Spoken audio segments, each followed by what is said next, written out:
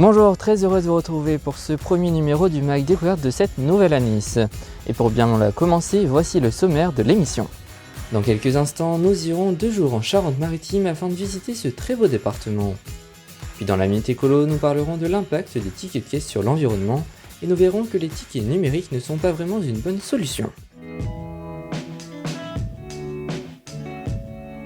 Comme je le disais, nous allons donc partir le temps d'un week-end en Charente-Maritime afin de découvrir cette très belle région entre terre et mer.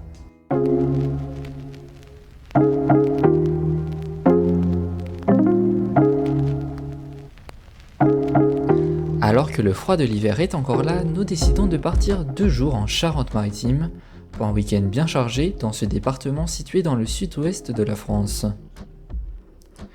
Et notre première journée commence ici à La Rochelle, située en bordure de l'océan Atlantique.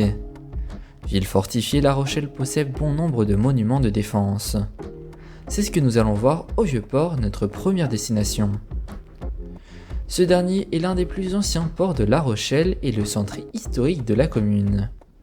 Là où la plupart des animations se déroulent. Protégée par les tours de la Chaîne et de Saint-Nicolas datant toutes deux du XIVe siècle. Elle garde parfaitement l'entrée du port. Pour compléter le trio des tours du fond de mer, nous observons plus loin la tour de la Lanterne, qui est la plus grande des tours avec ses 55 mètres de haut. Un ouvrage daté du XVe siècle, qui servit à plusieurs reprises de prison. Nous quittons le port direction la grosse horloge que nous apercevons au loin. Cette dernière est une ancienne porte de la ville puisqu'en effet La Rochelle possédait des remparts que l'on estime disparus aux alentours de 1910-1930. Après avoir mangé des fruits de mer locaux et une traditionnelle galette charentaise, il est temps pour nous de prendre la mer, direction le célèbre Fort Boyard. Ce dernier est situé entre l'île d'Aix au nord et l'île d'Oléron au sud. Le fort a été édifié au XIXe siècle dans un premier temps pour protéger la rade et l'embouchure de la Charente. Puis, il servit rapidement après sa construction de prison, avant d'être laissé à l'abandon pendant plusieurs années. Ce n'est qu'en 1988 que le Fort Boyard est racheté par la société de production de Jacques-Antoine, puis vendu 1 franc symbolique au Conseil général de Charente-Maritime, afin d'effectuer des travaux en vue d'y tourner une nouvelle émission du même nom que le Fort Boyard, qui est devenu un vrai succès familial sur Antenne 2 puis France 2. Pas le temps d'attendre Passepartout ou Mister Boo, il est déjà temps pour nous de regagner la terre ferme et nous décidons de passer la nuit à Rochefort. Après un sommeil bien reposant, il est temps pour nous de reprendre la route. Direction la destination de ce second jour, Royan à 1h15 de La Rochelle et 45 minutes de Rochefort. Royan est une station balnéaire située à l'embouchure de la Gironde, connue notamment grâce à ses 5 plages de sable fin. Et justement, c'est sur l'une d'entre elles que nous commençons notre visite.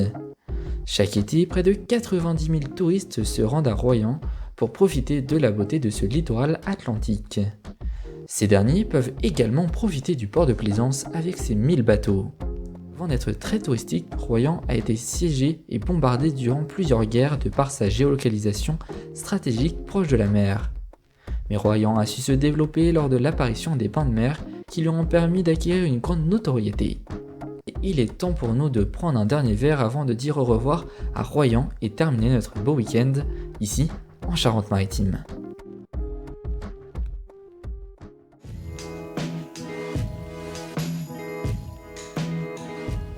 Parlons à présent d'un tout autre sujet. Dans 2 ans, jour pour jour, le 1er janvier 2022, les tickets de caisse inférieurs à 30 € ne seront plus imprimés. Mais quel est l'impact des tickets de caisse sur l'environnement et y a-t-il des alternatives possibles? Élément de réponse tout de suite dans la Minute Écolo.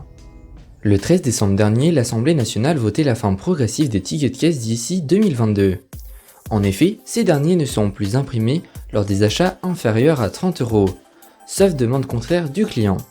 Une réforme qui s'inscrit dans le projet de loi anti-gaspillage. Actuellement, en France, plus d'une dizaine de milliards de tickets de caisse seraient imprimés chaque année, avec une durée de vie qui ne dépasse généralement pas quelques secondes. Et pourtant, ces tickets de caisse imprimés systématiquement, même quand le client ne le souhaite pas, ont des conséquences graves sur notre planète. En effet, la fabrication de ces derniers demande une forte consommation d'eau et de papier. Aux États-Unis, chaque année pour 640 000 tonnes de tickets de caisse imprimés, 10 millions d'arbres et 95 milliards de litres d'eau sont utilisés. De plus, à cause de leur petite taille et de leur composition, les tickets de caisse sont rarement recyclables. Face à cet impact désastreux sur notre environnement et afin de remplacer les tickets de caisse papier, une solution est souvent proposée. Les tickets de caisse électroniques, envoyés directement par email une fois l'achat effectué en boutique. Mais attention, il s'agit d'une fausse solution.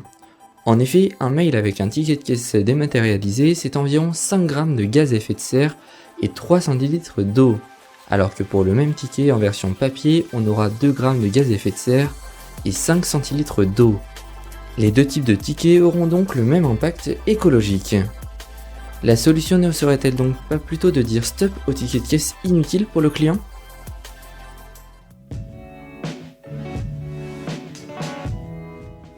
C'est la fin de ce numéro du Mag Découverte. Merci à vous toutes et à vous tous pour votre fidélité.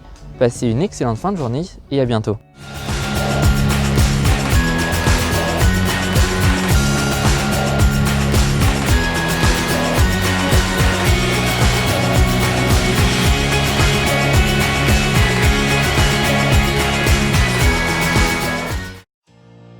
Retrouvez notre partenaire On Production sur la chaîne YouTube On Production FR et sur le compte Twitter @on-prod. Au programme, toutes leurs productions et bien plus encore.